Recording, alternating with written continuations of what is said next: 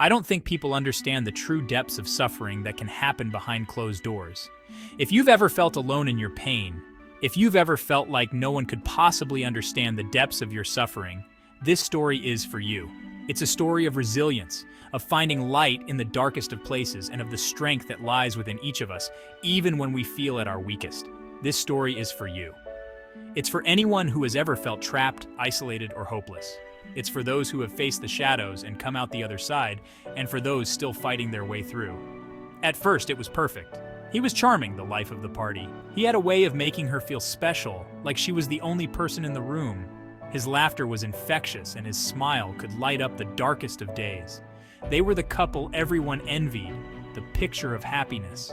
But behind closed doors, shadows began to emerge. The laughter faded, replaced by harsh words and cold silences. The smiles turned into glares, and the warmth she once felt was replaced by a chilling fear. It started small, a dismissive comment here, an angry outburst there. Little things that seemed insignificant at first, but slowly chipped away at her confidence and self-worth. She told herself it was just stress, that everyone had bad days. She brushed it off, hoping it was just stress. She made excuses for him, telling herself that he was just going through a rough patch, that things would get better.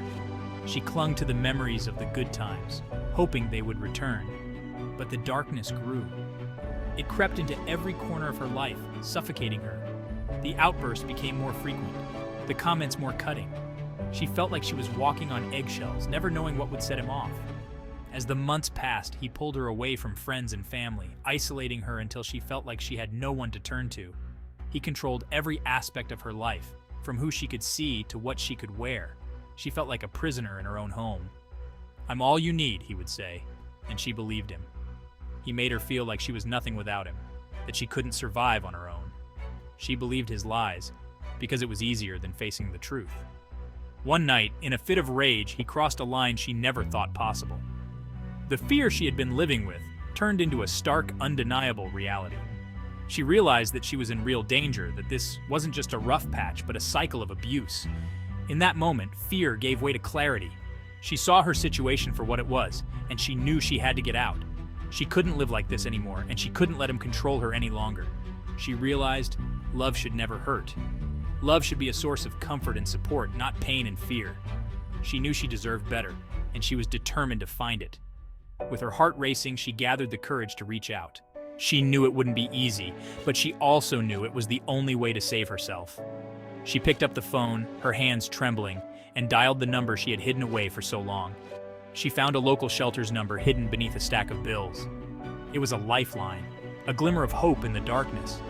She knew that calling that number was the first step towards reclaiming her life. It felt like a lifeline. For the first time in a long time, she felt a sense of relief. She wasn't alone anymore. There were people out there who understood, who could help her. In the shelter, she found understanding. She met others who had been through similar experiences, who knew what it was like to live in fear. They shared their stories, their pain, and their hope. She shared her story with others who had walked similar paths, and in doing so, she began to heal. She realized that she wasn't alone, that there were others who understood her pain and could offer support. And together, they forged a new bond, one of resilience and strength. They became each other's support system, lifting each other up when they felt weak, and celebrating each other's victories, no matter how small. If you see the signs of abuse, control, manipulation, fear, know that help is within reach. It's important to recognize these signs, not just in your own life, but in the lives of those around you. Abuse can be subtle, but its effects are devastating. Fear. Know that help is within reach. There are organizations and resources available to help you, to provide support and guidance. You don't have to go through this alone. Reach out to someone you trust or contact organizations that can support you. It can be difficult to take that first step, but it's the most important one. There are people who care, who want to help you. The road to healing is long, and it won't be easy. There will be setbacks and challenges, but every step you take is a step towards freedom. It's a journey, and it's one worth taking, but every step is a victory.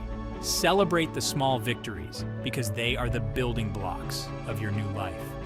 Each step forward is a testament to your strength and resilience. You have the power to break free and write your own story. Your past does not define you. You have the power to create a new future, one filled with hope and possibility. If you or someone you know is in an abusive situation, please reach out for help. It's never too late to seek support, and there are people who want to help you. Please reach out for help. There are hotlines, shelters, and organizations dedicated to helping those in abusive situations. You don't have to face this alone.